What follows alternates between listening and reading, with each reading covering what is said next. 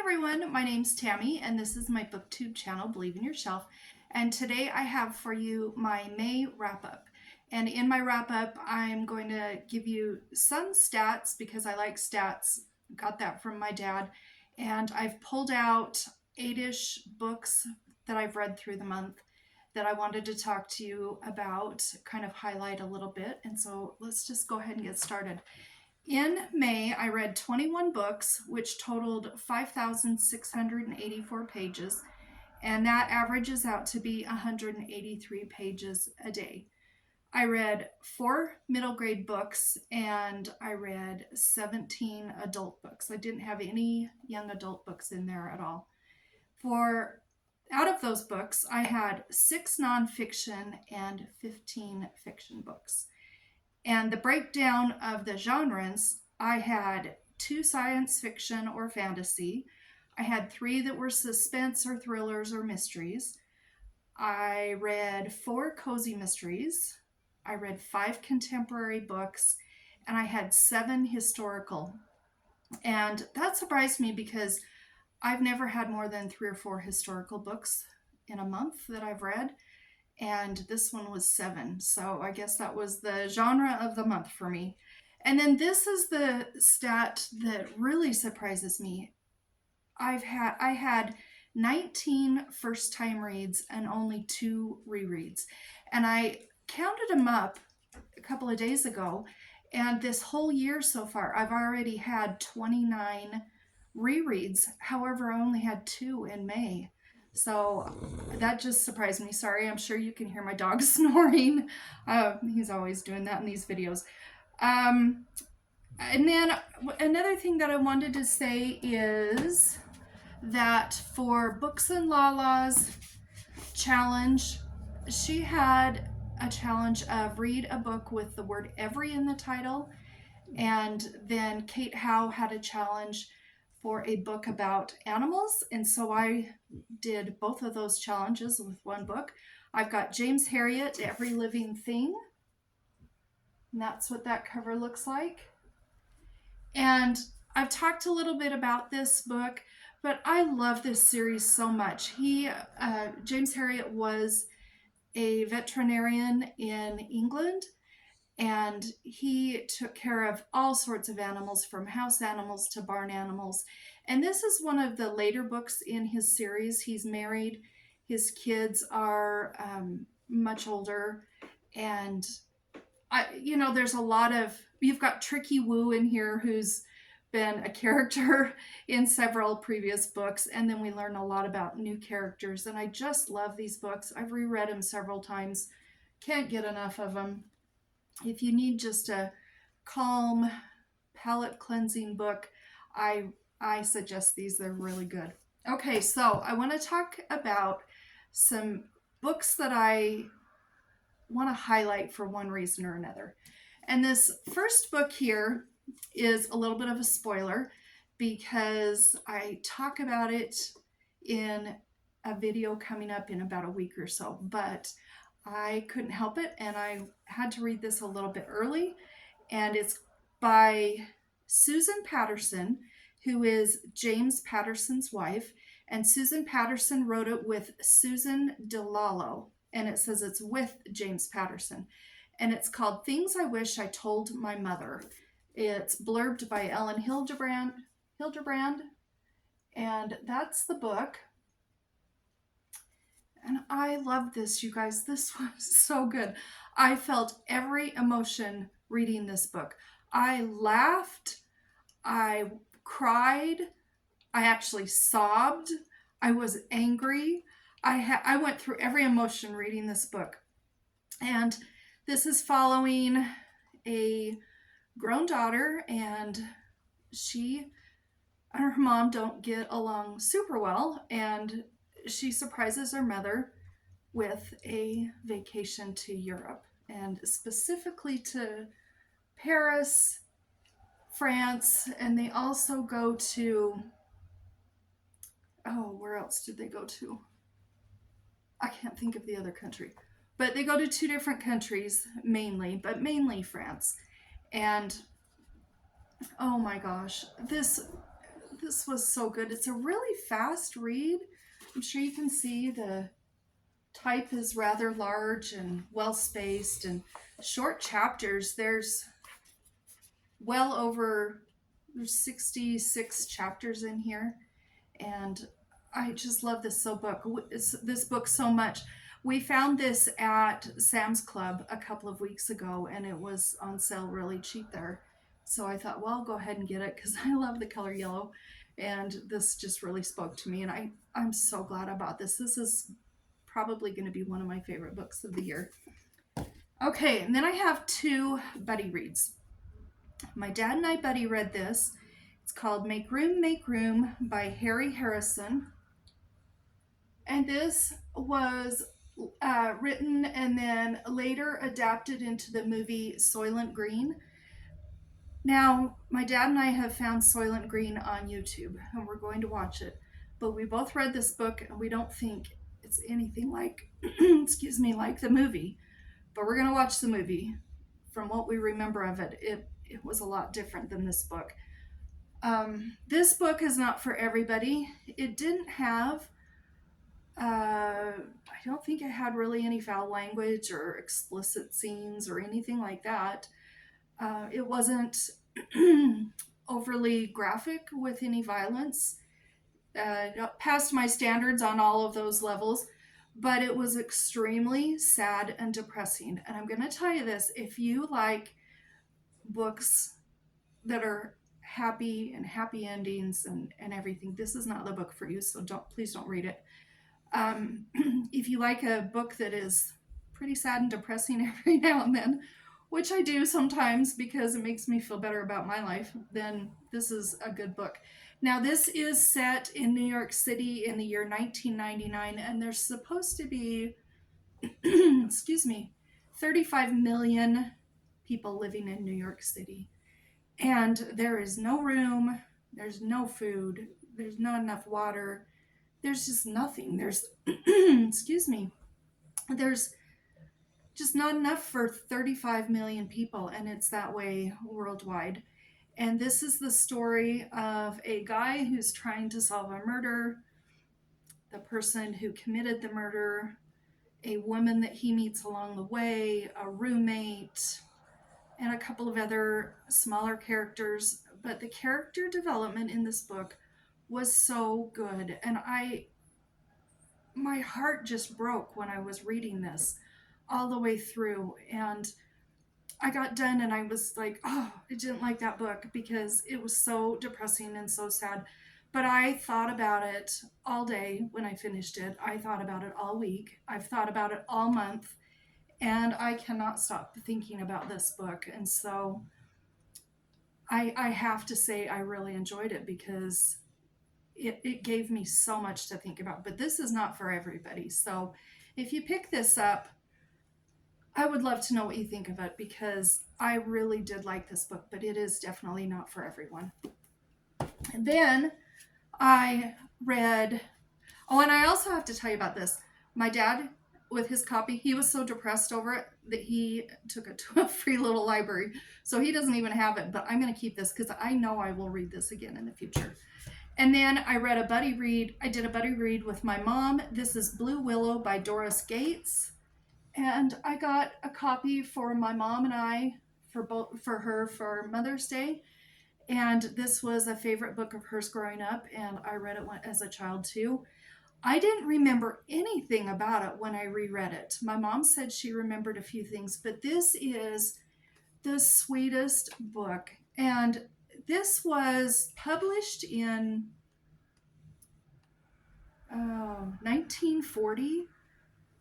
And it's about this girl and her mom and dad, her stepmom, but she calls her mom, and her dad. And he has to travel around and just take the work that he can get. And this plate is the only thing she has from her birth mother who died earlier. And she thinks no matter how bad things are, that she has everything if she has this plate. And she wants more than anything to have a home, have a place where they stop, where they live. She can go to school, she can make friends. And this was such a heartwarming book. It's a Newbery Honor book, but this book is good for everyone, every age. And my mom and I both love this. Also, it has really cute um, drawings, pictures. What do you want? Illustrations. That's the word. All the way through, and each chapter is kind of its own little story, but they progress over the course of 5 or 6 months in this book. This book here I saw on Sonia's channel, Sonia with an I, and I think she and I have an awful lot of same tastes in reading. And she was talking about this. I think she had found it. I don't know where she had found it, but it's called The Treehouse Mystery by Carol Beach York. Isn't that the cutest cover?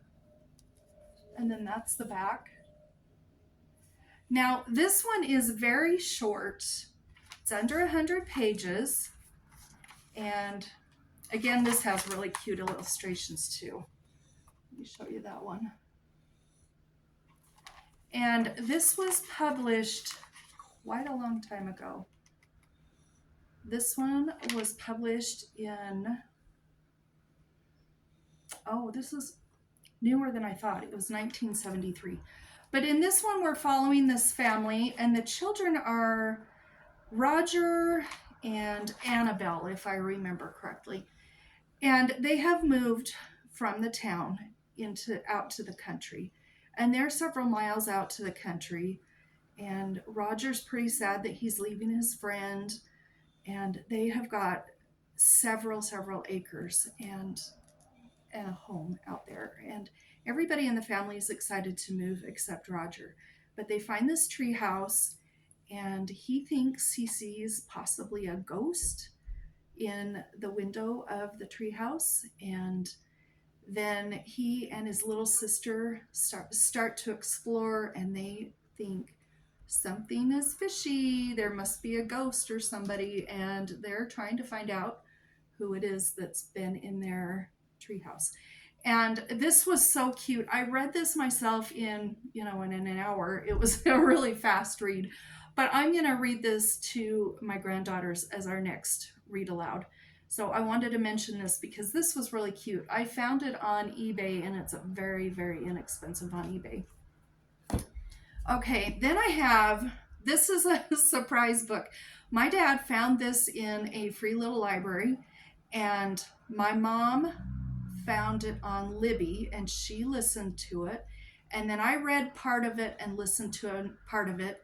And my dad read part of it and listened to part of it. And it's called Those Jensen Boys Ride the Savage Land by William W. Johnstone.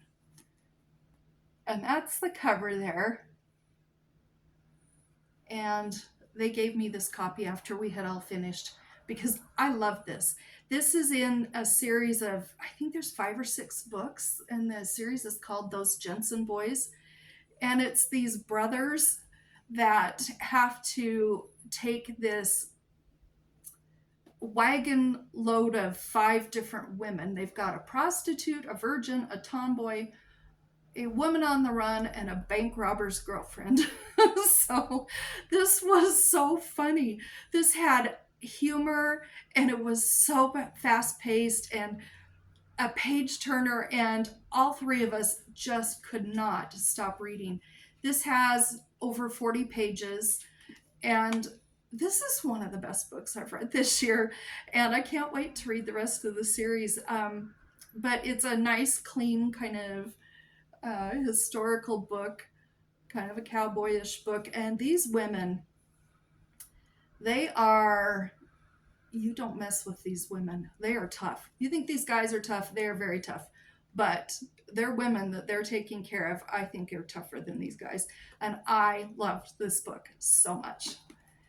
Okay, and then I've got 2 more books here. This one's called Mudlark by Lara Maiklem, In Search of London's Past Along the River Thames. And I recently talked about this book. This is a nonfiction, and she she mudlarks. That's her job. And she's done it for years and years. And she's covered all the sections of the river. And she mudlarks and has found the most astounding things mudlarking. Oh, there's my bookmarker. I lose my bookmarkers like crazy. You guys wouldn't believe it. Um, but she has found the most astounding things mudlarking. And there are pictures in here of some of the things that she's found, but she has stories and stories and stories. I started marking this book and using my book darts, and I was going to dart every section where she found something.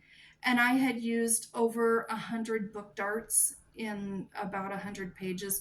And I thought, oh, I can't do that. I'm going to use all my book darts up. So I took them out. But I just love this book. If you like nonfiction and you're into any sort of archaeology or old finds and antiques and found treasure and digging for treasure, this is the book for you. I really liked it. And then the last book that I have here is called The Charm Bracelet, and it's the first book in a trilogy by Viola Shipman. And I have the second book. I can't remember what it's called, but then the third book is called The Recipe Box. And I know I'm going to get the recipe box if I can find it used or secondhand. And this one here, we're following, her name's Lolly, and she hasn't been feeling super well.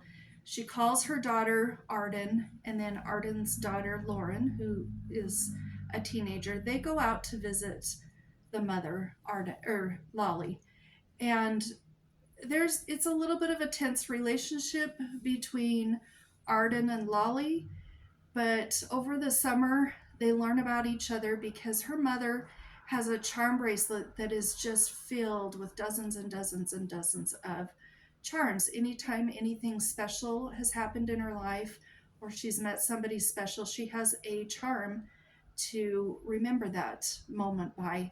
And she talks about the charms one by one and gives her daughter and her granddaughter the stories. And they all grow closer. This is a heartwarming, feel good, happy ending book. Sorry if that spoils anybody, but of course it's going to be a happy ending when you see this cover. And I love this book so much. Again, this is one of my favorites of the year so far. And one of my subscribers, and oh man, I can't remember who it was now, told me that her name is not actually Viola Shipman. And there's a whole bunch of extra reading stuff at the back, and I want to read a little section about the author because this was fascinating to me. I didn't know that. If I can find it. Let me try and find it here. I should have marked it, sorry. Okay, this is the story of Viola Shipman.